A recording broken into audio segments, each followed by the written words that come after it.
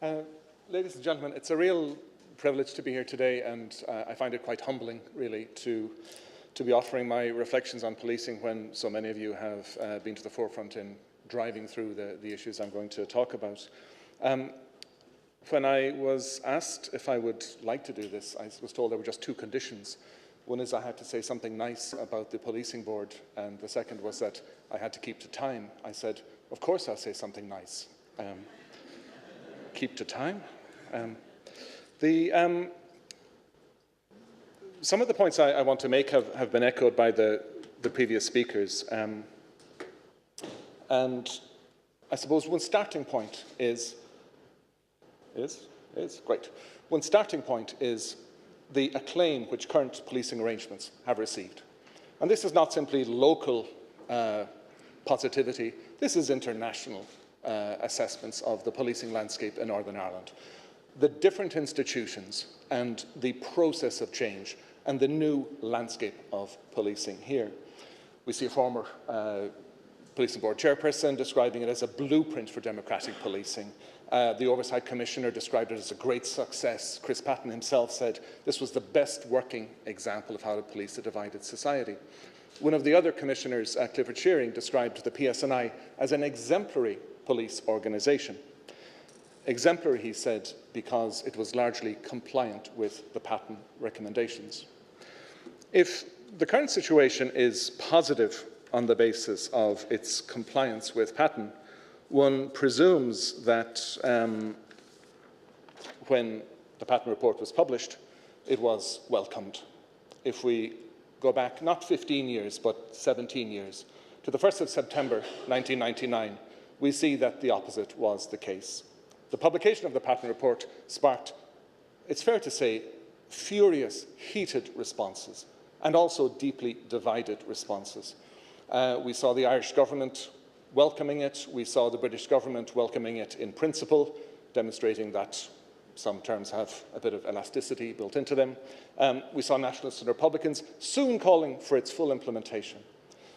But we also see some unionist politicians expressing serious concerns and making some of the most stringent criticisms of the report.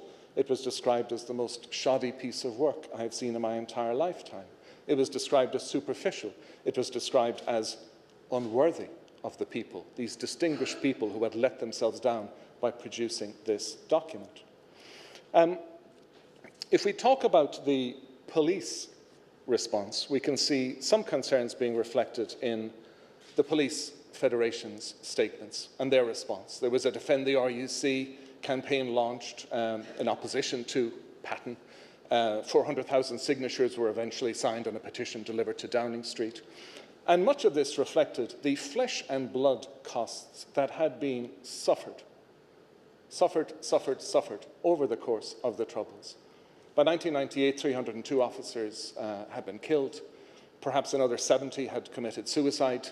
Surely a great proportion of those deaths were in relation to the stresses, the traumas of policing the Troubles. Perhaps 9,000 officers injured and maimed. And it really was this sense of what was described as the callous disregard, casting aside those memories, that sacrifice being airbrushed from history, which rankled so much. And indeed, these issues were so raw that what they really did was characterize policing in terms of a zero-sum game. And this was a common perception, I think, across much of Northern Ireland, that there might be changes, but if they were good for you, they were bad for somebody else, and vice versa. And one of the things the Patton report did in bringing forward its recommendations was try to create a win-win situation. In other words, to try to develop a model of policing that would be beneficial to everybody. And they did this by devising a series of first principles, questions they posed of each and every of the recommendations they produced. Will it improve police effectiveness and efficiency? Will it increase accountability? Will it ensure impartiality? Will it make the police more representative of the community they police? Will it protect the human rights of all? That was the framework, and yet what we see is the implementation of those ideas was nothing if not a brutal and bruising process. It was tortuous, it was contested, it was conflicted, it was protracted. It took 2 police acts, it took 2 implementation plans. Some members of the policing board took up their posts specifically to thwart some of the pattern recommendations. Sinn Féin did not join the policing board until 2007.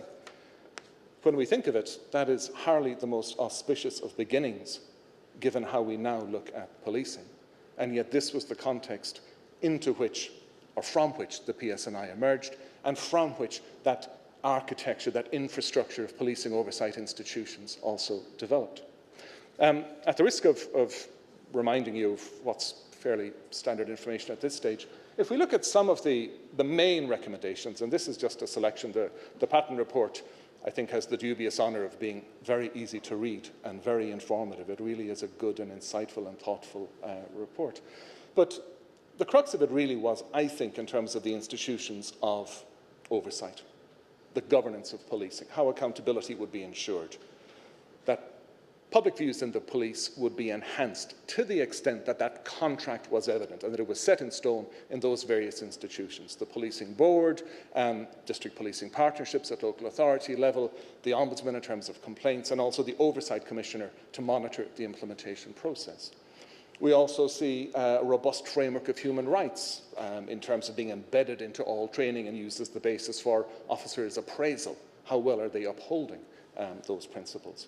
We also see the ethos of policing with the community to be established as the core function of the police, the core function of the police, and decision-making to be devolved to the lowest possible level, to integrate and involve the community as much as possible.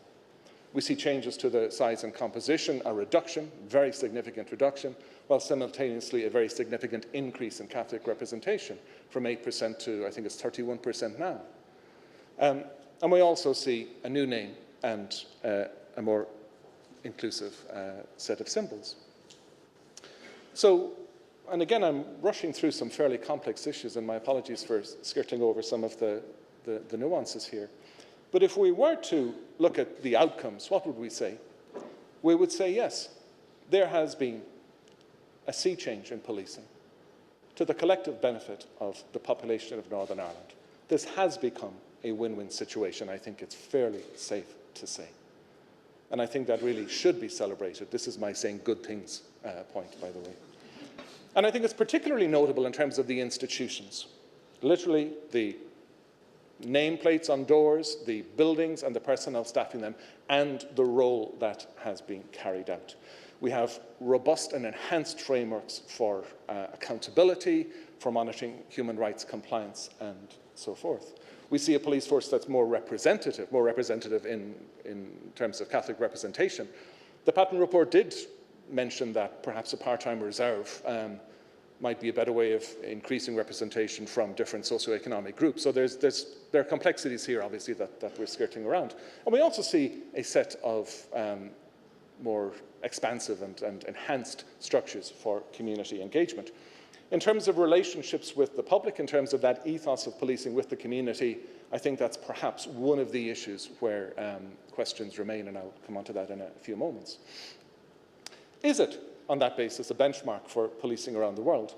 Well, certainly there's, I think the PSNI was warned about its fuel consumption in terms of plane journeys. It's seen as an icon, partly because policing, frankly, in so much of the world is abysmal. Okay? And I say that with all seriousness. If you want to keep yourself awake at night, read Amnesty International and Human Rights Watch approaches on policing around the world. But the achievements here are considerable, and they are real, and they are meaningful. And in some ways, I think we have to ask why the influence of developments here hasn't been felt in other places. So, for instance, when police authorities were being dissolved in the UK, in Britain, rather than necessarily follow the model here, a system of elected police and crime commissioners was instead chosen. When the policing authority was established in Dublin, this was established not through a conscious long-term strategy to mirror developments here in the south, but rather in response to some of the controversies and scandals that had enveloped policing in recent years. But the key issue is not whether pattern and the developments here solve problems elsewhere. The real issue is, do they address the here and now and, frankly, the future in Northern Ireland? There are a couple of things that I would simply like to highlight, and again, I'm skirting through very complex issues. There's a political environment. That includes resources, whether austerity is the new reality. It also includes Brexit. I have nothing to say about Brexit. But it also includes more local issues in terms of the security situation, and in particular, the volatility that large-scale public disturbances brings, not just to community relations, not just to political stability, but frankly to operational policing and the challenges that police officers face. We also have some issues, and again, this is simply a sample of issues that one might highlight. Certainly there's work in progress in terms of the victimization of vulnerable groups. Why is that important? Because the police are frankly their safety net. Okay, it's crucial those supports are provided. Why would we talk about a public health approach to illegal drugs? Because a law enforcement approach is a failure. The growth of cybercrime, simply because the digital age, there will simply be more and more of it. Corporate crime, because the financial costs of it far exceed the financial costs of street crime. Cross-border cooperation, various initiatives in terms of targeting organised crime. But I think there's much more scope to operate it at a lower neighbourly level from one local authority area to another in terms of banal issues of crime prevention. And there are two other issues that I would simply like to mention.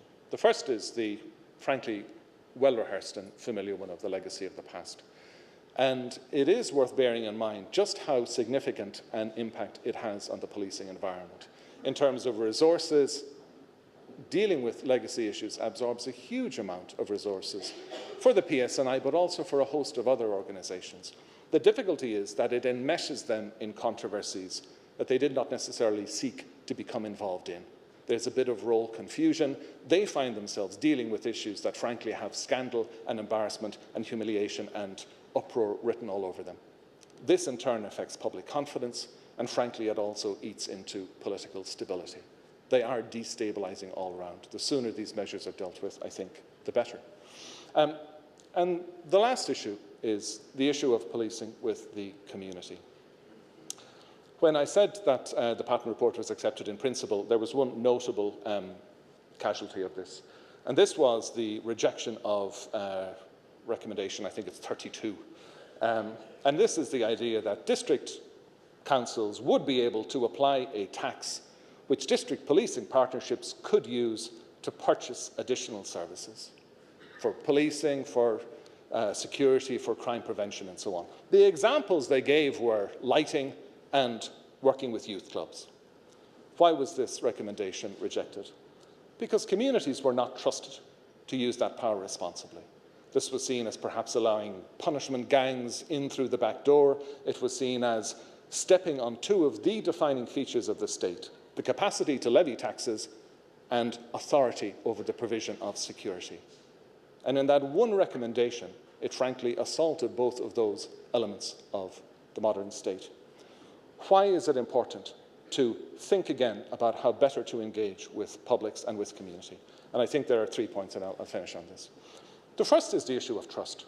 Coming out of a long-term conflict, many communities were apprehensive about dealing with the police. They hadn't done it before. They didn't know how to. There weren't structures for consultation, for communication.